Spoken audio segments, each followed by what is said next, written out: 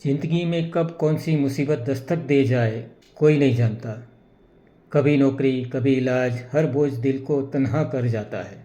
जब तैयारी न हो तो हालात बहुत रुलाते हैं, मजबूरियाँ बढ़ती है और कर्जी सहारा बन जाते हैं।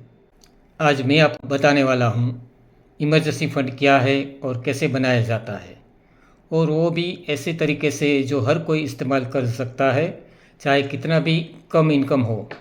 ये इमरजेंसी फंड फाइनेंशियल सेफ्टी है और ये वीडियो के अंत तक आपको पूरा समझ में आ जाएगा।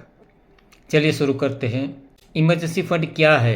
इमरजेंसी फंड मतलब ऐसा पैसा जो सिर्फ आपातकालीन स्थिति में इस्तेमाल किया जाना चाहिए, जैसे नौकरी चली गई, मेडिकल इमरजेंसी, या बिजनेस में अचानक नुकसान, या घर में छोटी बड़ी कोई रिपेयरिंग खर्चा।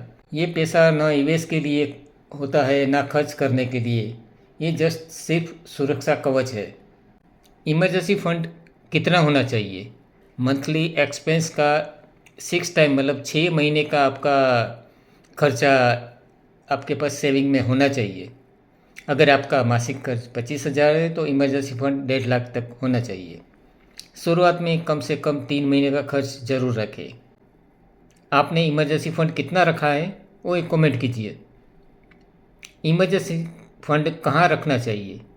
जहाँ पैसा सुरक्षित हो, आसानी से निकाला जा सके और मार्केट रिस्क से दूर हो, जैसे कि saving account, liquid mutual fund और शॉर्ट टर्म एफडी में। शेयर मार्केट में और या लॉन्ग टर्म में निवेश नहीं करना चाहिए, रियल एस्टेट में भी नहीं करना चाहिए। और एक बात, इमरजेंसी फंड 100% आपके कंट्रोल में नहीं होनी चाहिए। उसमें से 50% आपके क्लोज फैमिली मेम्बर के पास होना चाहिए, ताकि आपको अगर कुछ हो तो आपकी फैमिली आपको सपोर्ट कर पाए। इमरजेंसी फंड का गलत इस्तेमाल से बचना चाहिए, जैसे कि मोबाइल ख़रीदना है या 2 व्हीलर 4 व्हीलर ख़रीदना है, ट्रैवल प्लान, शॉपिंग करना, ये सब से बचना चाहिए। तभी निकालें जब वाकई इमरजेंसी हो। इमरजेंसी फंड क्यों ज़रूरी है?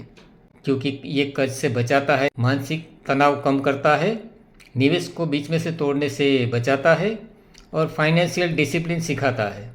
इन्वेस्टमेंट शुरू करने से पहले इमरजेंसी फंड बनाना सबसे पहला कदम है। आज से ही शुरुआत करें, चाहे 1,000 रुपये ही क्यों ना हो। फाइनेंशियल फ्रीडम की पहली सीढ़ी इमरजेंसी फंड है।